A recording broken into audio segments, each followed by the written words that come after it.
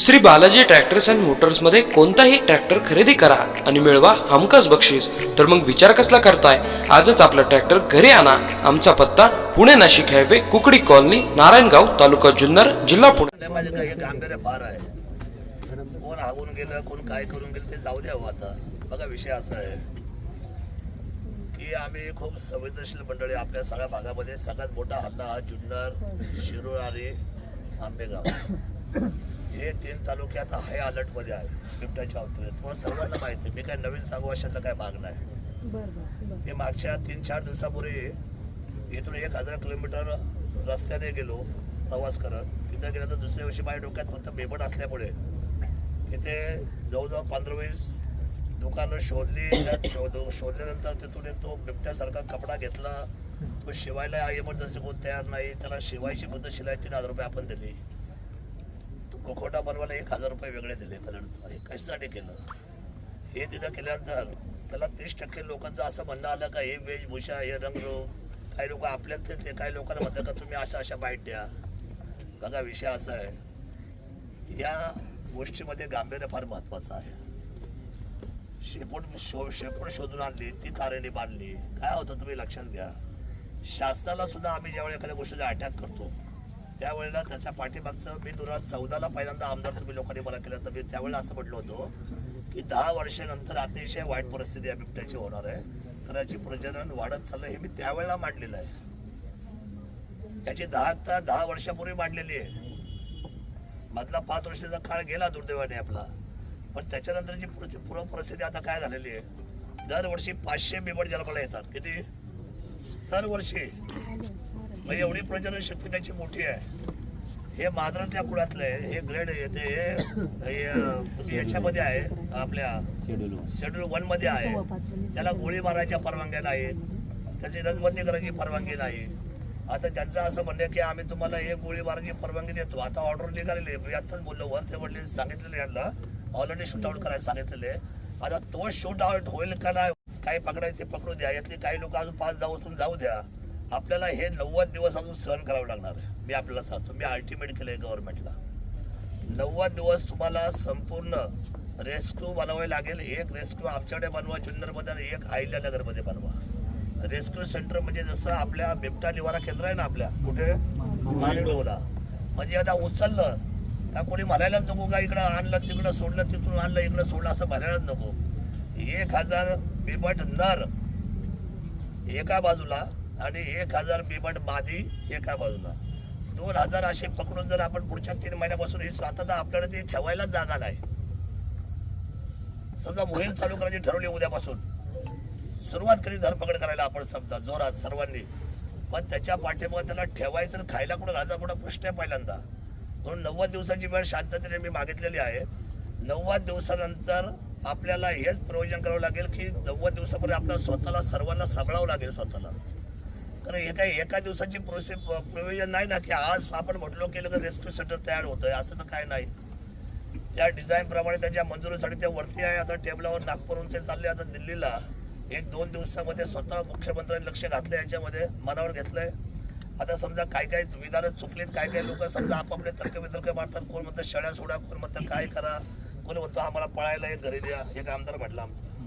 म्हणजे असं काय म्हणतील तर ठीक आहे, जे काय समजा विषय सोडून बोलतील त्यांना त्याचं गांभीर्य नसतं, ते सगळे शहरात वाढलेले आहेत, त्यांना त्याची अजून दहाकता माहीत नाही। पण आपल्याला ही दहाकता माहीत आहे। आपण रोज या कुटुंबामध्ये भेट देतोय। मी धोकटे साहेब असल्यापासून आणि मी तालुक्याला तेव्हापासून मी प्रत्येक असलेल्या घटनेमध्ये ऑलरेडी येतोच आहे आणि मला यावंच लागतंय। माझ्याबरोबरचे इथले जे स्थानिक लोक ते सुद्धा येतातच आहे, तुम्हाला सोडून आम्ही काही लांब नाही। प्रश्न आता एवढाच आहे की आज याच्या कुठल्या परिस्थितीमध्ये यांनी आज तिथे याचा सगळ्या आयुधाचा वापर करून तिथले जेवढे काही असेल ह्या परिसरातले, कारण हे पिंपरखेडला लागूनच आहे। किती किलोमीटर असेल पिंपरखेड? अर्धा किलोमीटर। याचा अर्थ हा सेन्सिटिव्ह झोन आहे माऊलीशेठ, त्यामुळे हे सगळा जो 5 किलोमीटरचा परिसर आहे इकडचा, हा तुम्ही आता चाळून काढला पाहिजे। लक्षात आलं का? चाळून इथले बिबटे मला पुढच्या 8 दिवसामध्ये तुम्ही आम्हाला रिझल्ट दिला पाहिजे, सगळे बिबटे हरवले पाहिजेत आणि हे वातावरण, तणावाचं वातावरण थंड केलं पाहिजे। गरीब माणूस आहे बिचारा, काय त्याने आठवायचं आपलं? मोठ्याला मोठे खूप वाले असतात, गरीबांना कोण वाले येतं? त्याचा एकूण त्या तुमच्या मागे जे उभे राहिले का त्यांचा मुलगा गेलाय तिथं एक अर्धा किलोमीटर अंतर आहे त्यांचं. मी त्यांना भेटलो नाही ऑलरेडी सगळ्यांना, त्या लोकांना मी भेटलोय, बॉम्बे कंपनीला भेटलोय आम्ही. माझा विषय असा आहे की हा जो परिसर आहे 5 किलोमीटरचा संपूर्ण, हा तुम्ही आयडेंटिफाय करायचा आहे मॅडम सर्वांनी, साहेब.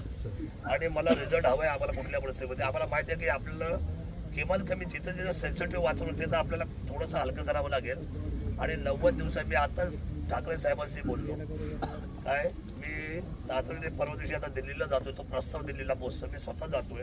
आणि त्या प्रस्तावावर फायनल सही घेऊन आपले 2 रेस्क्यू सेंटर, आपली जागा तयार झाली ना आयडेंटिफाय, कुठे झालेली आहे कुरणला. किती हेक्टर आहे ती? 47 हेक्टर.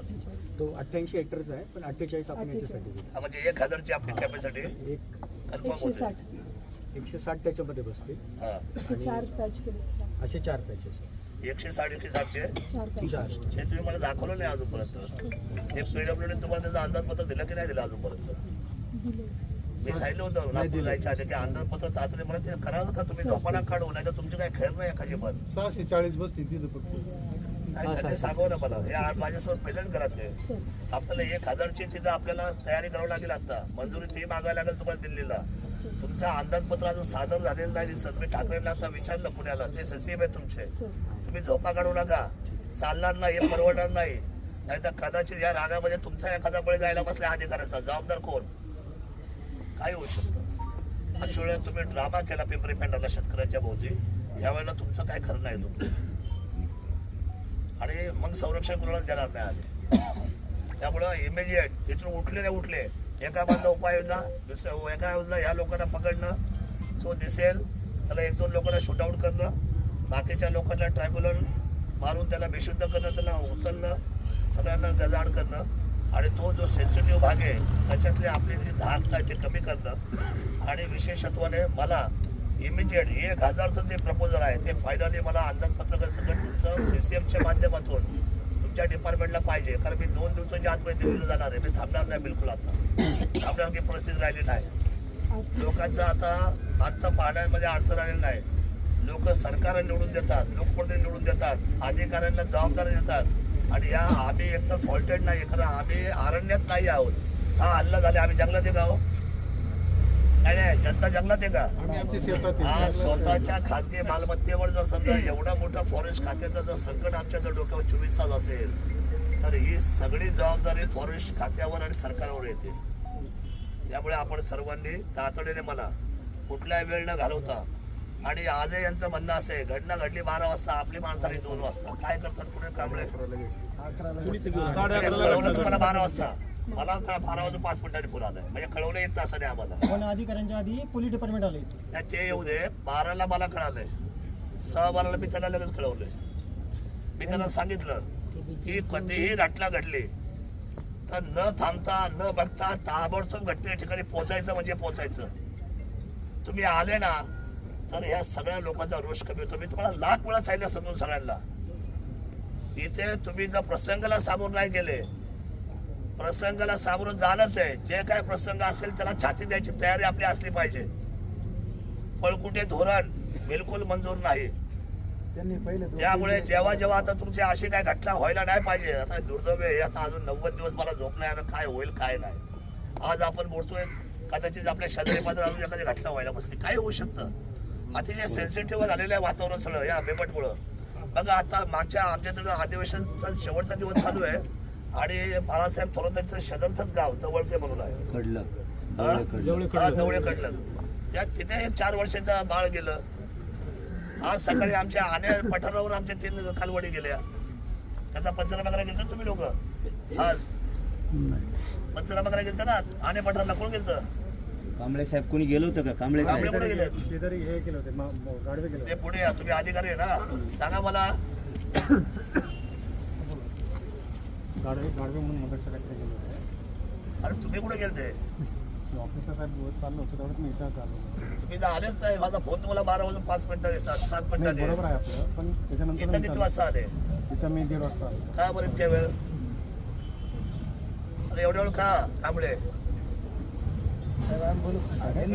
अधिकारी चांगले हो. हा? अहो, काय उतरवरून एवढं अंतर का? 1.5 तास लागतो का यायला? काय बोलता मॅडम तुम्ही? दाखवू नका तुम्ही अधिकाऱ्याला, दाखवू नका तुम्ही.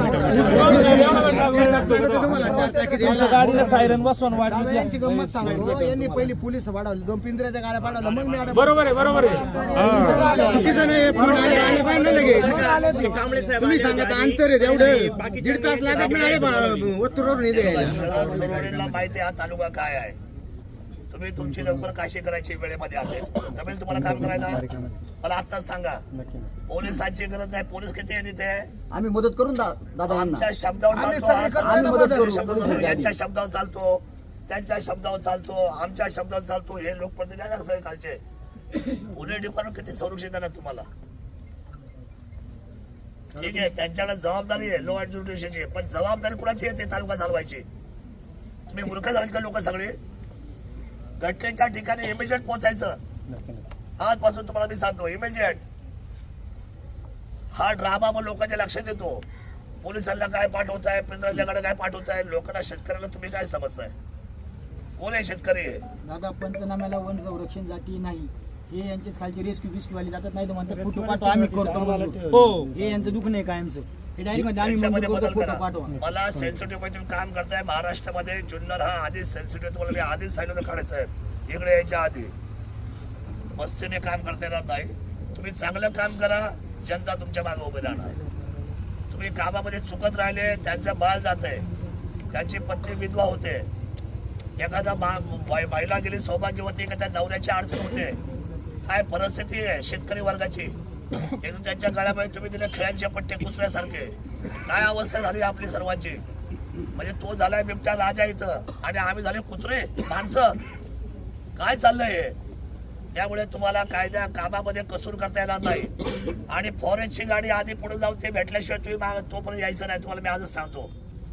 आणि यांच्या जबाबदाऱ्या आहेत, याला कोण काय करत नाही.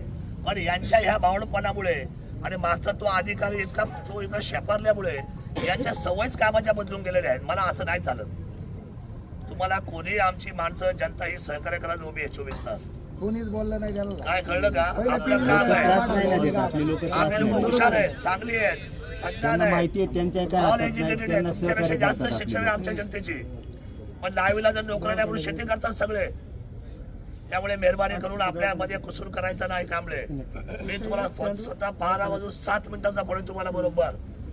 तुम्ही मला म्हटले की मी 45 मिनिटात पोहोचतो. त्या मी म्हटलं फक्त 20. तुम्ही जर मला खोटं बोलले, तुम्ही म्हटले मी आले नाही. मी आण्यावाल्याकडून माहिती घेतली, म्हणजे आलेच नाही. मी आले नव्हतो. आने पाटणला तुम्हाला सकाळी मी जायला सांगितलं. हो, बरोबर आहे. मी तुम्हाला फोन केला. मला म्हटले मला म्हटलं तुम्ही 8-10 वाजतामध्ये पोहोचतोय. तुम्ही इथं आलेच नाही तोपर्यंत. तुमचं जेव्हा फोन आला तेव्हा ऑफिस इथून पुढे मला कामाचं उत्तर पाहिजे. कारण नका सांगत जाऊ, आणि आपली कारण लोकं सांगितले पाठवतात. तर हे तुमचं काम काय आम्हाला चालणार नाही. बिलकुल.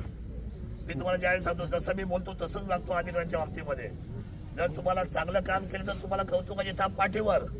आणि जर तुम्ही जर असे वागत असाल तर तुम्हाला इथं काय काम करायचे, मी तर शासनामध्ये काम करायची गरज नाही. तुम्ही जाऊन शेती केली पाहिजे. फक्त तुमच्या गावामध्ये तुम्हाला काम करायला जागा आहे. बघा, आपल्या सर्वसामान्यांच्या व्यवस्थेसाठी प्रशासन, शासन आणि लोकप्रतिनिधी ही एक जबाबदारी आपली सर्वांची. आणि प्रसंगाला घाबरायचं नाही. जे आलंय त्याला आपण सामोरं जाऊ. आणि त्याच्यासाठी तर मी बसतो ना. काल नागपूर मी काय लाज बाळगली का बिबट्या व्हायचं. 30% लोक तर मला हसत होते. म्हणलं सगळा विदूषक आमदार आला. बरं, म्हणून द्या, मला काय फरक पडला. विदूषक तर विदूषक. कुणासाठी झालो विदूषक? मी जनतेसाठी ना. आमचं दुःख आम्हाला माहिती आहे. ज्याचं जळतं त्याला कळतंय ना. काय वाटलं असेल या मुलं माणसाला, आज त्याच्या बायकोला, त्याच्या कुटुंबाला. बरं, पाहुणा आलाय आपल्याकडं पोट भरायला. पोट भरत नाही म्हणून रोहन इकडे आलाय ना तो. बरोबर. त्याचं काय तेवढं चांगलं आहे म्हणून तो इथं आला का आज? या सगळ्याचा परिणाम असा होईल, परत आपल्या तालुक्यात मजूर यायला घाबरेल, आजही आपली शेती घाबरतोय. अडचणीत येईल. कसं मधून येत नाही. आजच घाबरतोय. परिणाम वाईट होणार आहे, आपल्या शेतीवर दुष्परिणाम होईल. जाणार ना होय. आणि साहेब, मला घटना घडल्यानंतर आपले दोन्ही RFO त्या विभागामध्ये आणि तुम्ही काय ACF आहे, आपली जबाबदारी इमिजिएट निघायचं. बोले बिलीस मी काळजी करतो. लोक आपले सगळे लोक अधिकारी, त्यांना माहिती आहे आता हे आता रोजचं झालेलं आहे. याच्यामधून आता पर्याय काढायला आपल्याला कमीत कमी 90 दिवस पुढचं लागणार आहे. म्हणजे 3 महिने आपल्याला स्वतःला सर्वांना ह्या घटनेच्या बाबतीमध्ये फक्त सावधगिरी बाळगलं आणि आपल्या सर्वांना लोकांना सांगितलं की स्वतःला 90 दिवस सांभाळा. एकदा लाईन ऑफ ऍक्शन चालू झाली, एकदा हे तुमचं झालं. आणि मला आजच्या आज 1000 पिंजऱ्याचं तुमचा अंदाजपत्र सहित तातडीने तुमच्या सीसीटीव्ही टेबलावर लगेच पाठवा मेल करून, कळलं का? इमेज आता लगेच.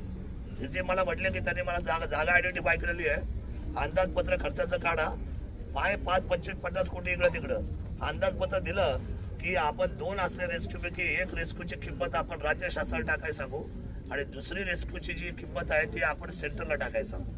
काम चालू करून घेऊ, विषय संपून जाईल. पहिले 1000चं जरी पहिले लवकर तातडी झालं तरी कमीत कमी त्याच्यातून आपण अर्धे मोकळे होतोय. त्यामुळे थोडंसं बिलकुल थांबू नका. आपण सेन्सिटिव्ह आणि अतिशय संवेदनशील असलेल्या जागेमध्ये आपण काम करतोय. जुन्नर हा अतिशय बिबट्याला संवेदनशील झालेला आहे. याच्या इतका सेन्सिटिव्ह तुमचा एरिया नाही. मग आपल्याकडे आता हे बेतलंय पिंपरखेड, शिरूर, इकडे आलं तर जांबू, तिथे गेलं तर कुठं आंबेगाव, दाखलगाव. साहेब परवा दिवशी येवले वस्तीवर एक कालवड धरली 5 वाजता पहाटे. प्रत्येकाच्या घरासमोर मी रोज 14-15 बिबटे पाहतो. मी स्वतः रात्री जेव्हा पडतो ना, असे माझ्या गाडीला आडू जातात, पळतात इकडून तिकडं, त्या उसातून तिकडं, ह्या बांधवून इकडं. मी त्या दिवशी पिंपळवंडीला मागच्या महिन्यामध्ये गेलो होतो, तिथं आमच्याकडे ते नाही का त्या मुलं, लहान मुलं ओरडत होते त्या वाघाला घाबरवायला आणि ओरडत होते मोठमोठे, ते वाजत होते दरवाजा. तिथं तो जो बिबट्या आला होता त्याच्यावर असा धावत होता, दरवाजावर धावत होता बरोबर. तर मग त्या 2 दिवसांनी मी तिथं गेलो, आमची टीम आली तिथं याची, आणि तिथे आम्ही खाली बोलतोय, गावचे 5-50 माणसं आहे. याकडे सहज वरती पाहिलं बिबट्या तिथं बसलाय, कशावर? झाडावर. आणि तो आम्हाला पाहतोय, मग आम्ही सगळे त्याला पाहतोय. अहो साहेब, त्या बिबट्याने डायरेक्ट उडी मारली आमच्या समोर, वरून एवढी खाली, आणि पडून गेला उसामध्ये. काय हिंमत झाली हो त्यांची. म्हणजे ज्याच्यावर चर्चा चालली तो तिथं बसून आरामात, म्हणजे एवढा वर चढून बसतोय तो झाडावर. झाडं आहे की नाही मॅडम? झाडं आहे की नाही? बिबटे जातात की नाही? आमदार साहेब, ज्याने आज बाळ मारले त्या बिबट्याचं काय करायचं? सकाळपर्यंत तो बिबट्या गेला पाहिजे. चाललंय, एक तर तो पकडला जाईल किंवा तो मारला जाईल. तसं या अधिकाऱ्याला इथून हलू देऊ नका. काय सांगितलंय आपण, आपले ऍक्शन असते. एका पण अधिकाऱ्याला हलू देऊ नका. नाही, आपण रिझल्ट एक नाही, आपण 4-5 बिबट्याचा रिझल्ट घेऊ, कारण हा एरिया हो, जे काय असेल ते कार्यवाही झाली पाहिजे. कामाला लागा, ते पोस्टमॉर्टम तयारी करा. चेक वगैरे ते तुमचा प्रोसेसचा बॅकअप तुम्ही उद्या परवा देऊ शकता, त्याचा काही विषय नाही. मारायचा आदेश येऊन टाकला. मारायचा आदेश ऑर्डर आलेला आहे. बिबट्याला आदेश आहे.